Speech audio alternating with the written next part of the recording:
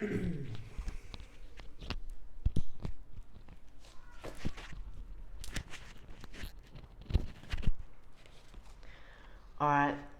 hello guys. Today I'm gonna continue reading the book of Mice and Men by John Steinbeck. Okay, so I left at the page 11 last time, and this time I'm gonna continue reading from page 11. I don't know until what page, but like until probably I'm gonna read until 18. Alright, Lenny sat down on the ground and hung his head dejectedly. I don't know where there's no other mouse. I remember a lady used to drive 'em to me everyone she got. But that lady ain't here. George scoffed. Lady, huh? Don't even remember who the lady was. That was your own Aunt Clara, and she stopped giving them to you. You always kill them. Lenny looked sadly up to him. They was so little, he said, apologetically.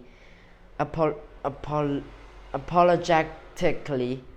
I'd pet them, and pretty soon they bite my fingers and I pinched their heads a little, and then they was dead because they was so little. I wished we'd get the rabbit pretty soon, George. They ain't so little.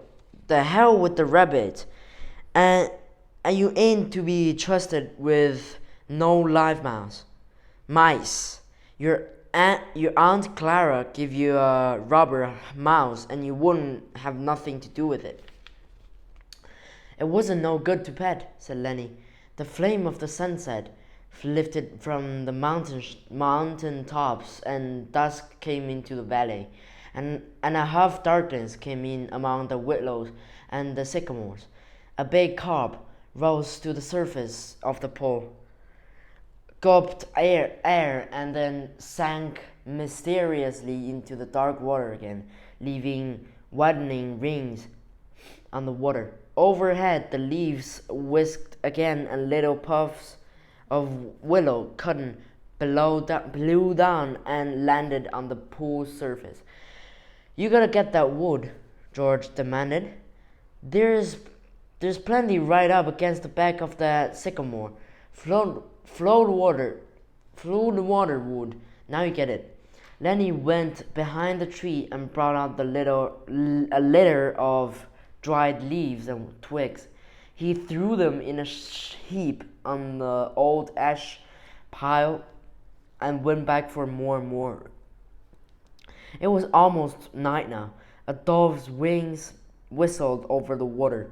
George walked to the fire pile and lighted the dry leaves. The flame cracked up among twigs and fell to work. George undid the bindle and brought out 3 cans of beans. He stood them about the fire, close in against the blaze, but not quite touching the flame. There's enough beans for 4 men, George said. Lenny watched him from over the fire. He said patiently, I like 'em with ketchup. Well, we ain't got any, George exploded. Whatever we ain't got, that's what you want. God Almighty. If I was alone, I could live so easy. I could go get a job and work and no trouble, no mess at all. And when the end of the month, I could take my $50 and go into town and get whatever I want. Why? I could stay in a cat house all night. I could stay any place I want, hotel or any place, and order any damn things I could think of. And I would do all that every damn month. Get a gallon of whiskey, or sit in a pool room and play cards or shoot pool. Lenny knelt and looked over the fire at the angry George, and Lenny's face was drawn with terror. And what I got, George went on furiously. I got you. You can't keep a job and you lose me every job I get. Just keep me shoving all over the country all the time. And that ain't the worst. You get in trouble. You do bad things and I got to get you out. His voice rose nearly to a shout. You crazy son of a bitch. You keep me in hot water all the time. He took on the elaborate manner of the little girls when they are mimicking on one another. Just wanted to feel that girl's dress. Just wanted to pet it like it was a mouse. Well, how the hell did she know you just wanted to feel her dress? She jerks back and you hold on like it was a mouse. She yells and we gotta hide in a irrigation ditch all day with guys looking for us. And we got to sneak out in the dark and get out of the country. All the time, something like that. All the time. I wished I could put you in a cage with about a million mice and let you have fun. His anger left him suddenly. He looked across the fire at Lenny's anguished face, and then he looked ashamedly at the flames. It was quite dark now, but the fire lighted the trunks of the trees and the curving branches overhead. Lenny crawled slowly and cautiously around the fire until he was close to George. He sat back on his heels. George turned the bean cans so that another side faced the fire. He pretended to be unaware of Lenny so close beside him. George, very softly, no answer. George, what do you want? I was only fooling, George. I don't want no ketchup. I wouldn't eat no ketchup if it was right here beside me. If it was here, you could have some. But I wouldn't eat none, George. I leave it for all of you. I leave it all for you. You could cover your beans with it, and I wouldn't touch none of it. George still stared morosely at the fire. When I think of the swell time I could have without you, I go nuts. I never get no peace. Lenny still knelt. He looked off into the darkness across the river. George, you want I should go away and leave you alone? Where the hell could you go? Well, I could go off in the hills there. Some place I'd find a cave. Yeah? Now, yeah? How do you eat? You ain't got sense enough to find anything to eat. I'd find things, George. I don't need no nice food with ketchup. I lay out in the sun and nobody hurt me.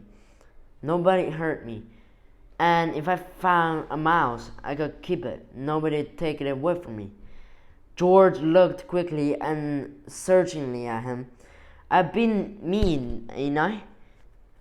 If you don't want me, I can go off in the hills and find a cave. I can go away anytime. No, look, I was just fooling, Lenny, 'cause I want you to stay with me. Trouble with mice is always killing. He paused. Tell you what to do. Tell you what I... Whoa. Is that mosquito? God damn.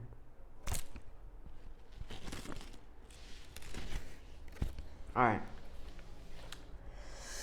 Lenny, first chance I'll give you a pup.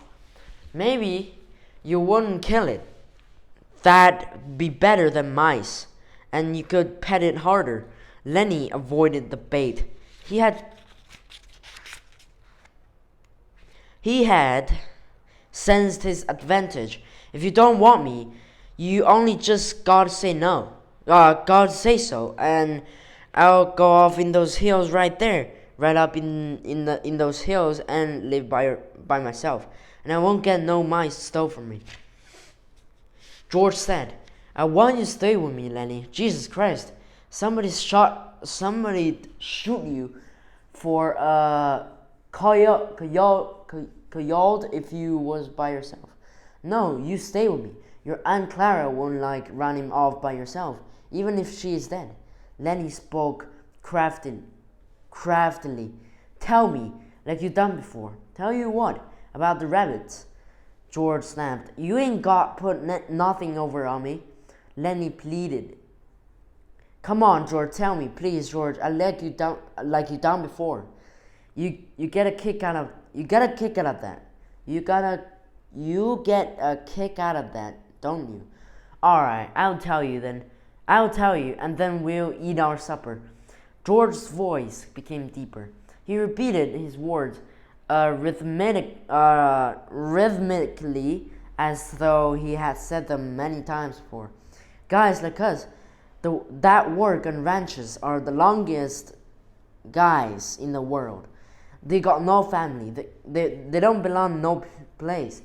They come to a ranch and work up a steak, and then they go into town and blow their steak. And the first thing you know, they're pounding their tail on some other ranch. They ain't got nothing to look ahead to. Lenny was delighted. That's it. Now tell me it is with us. Now tell how it is with us. George went on. With us, it ain't like that. We got a future. We got somebody to talk to that drives a damn about us. We don't have to sit in no bar rooms blowing in our jack just because we got no place else to go. If them other guys gets in jail, they can rot for anybody gives a damn, but not us. Lenny broke in, but not us. And why? Because I got you to look after me, and you got me to look after you, and that's why.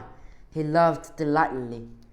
Go on now, George. You got it by heart. You can do it yourself. No, you. I forgot some of the things. Tell about how it's gonna be.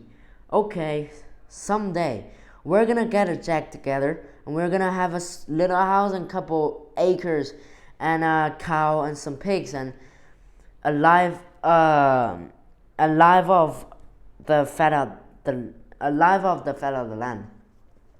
Lenny shouted. And have rabbits. Go on, George. Tell about what we're gonna have in the garden, about the rabbits in the cages.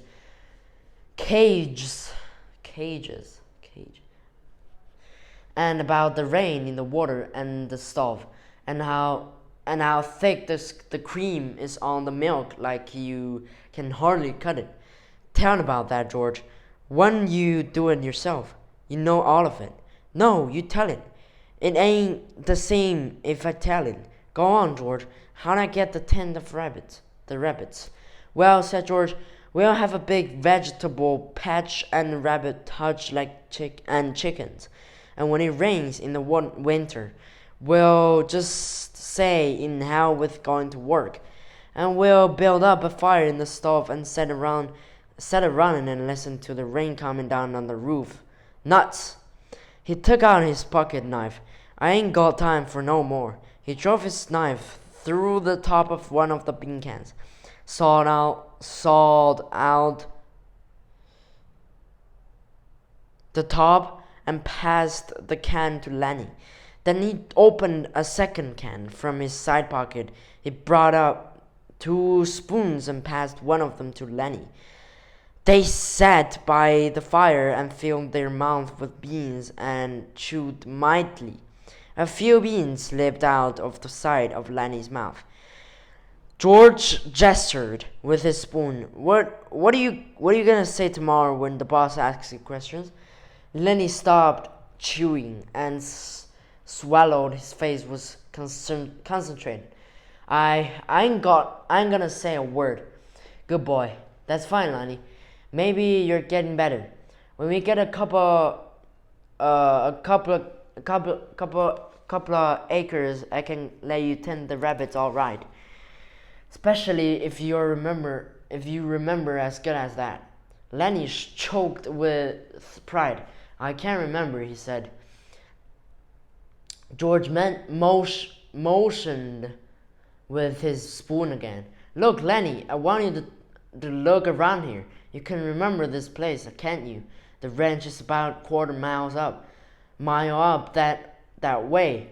Just follow the river. Sure, said Lenny. I can remember this. Didn't I remember about not gonna say a word? Of course you did. Well, look, Lenny, if you just happen to get in trouble like you always done before, I want you to come right here and hide in the brush. Hide in the brush, said Lenny softly. Hide in the brush till I come for you. Can you remember that? Sure I can, George. Hide in the brush till you come. But you ain't gonna get in no trouble, because if you do, I won't let you tend this rabbit. He threw his empty bean can off into the brush. I won't get in no trouble, George. I ain't gonna say a word. Okay, bring Brindle over here by the fire. It's gonna be nice sleeping here, looking up and the leaves. Don't build up no more fire. We'll let her die down. They made their beds on the sand, and as the blaze dropped from the fire, the sphere of light grew smaller. The curling branches disappeared, and only a faint glimmer showed where the tree trunks were. From the darkness, Lenny called, George, you asleep? No, what do you want? Let's have different colored rabbits, George. Sure we will, George said sleepily. Red and blue and green rabbits, Lenny, millions of them. Furry ones, George, like I seen in the fair in Sacramento. Sure, furry ones. 'Cause I can just as well go away, George, and alive in the cave. You can just as well go to hell, said George. Shut up now. The rat lied. Damned on the cold. Up the hill from the river to Coed, yammered, and a dog answered from the other side of the stream. The sycamore leaves whispered in a little night breeze. Alright, that's it for today. And I have done chapter 1. And next time I'm going to start chapter 2 from the page 19. Alright, so this is for today. And if you like the video, please subscribe. And I'll see you in the next video. Bye.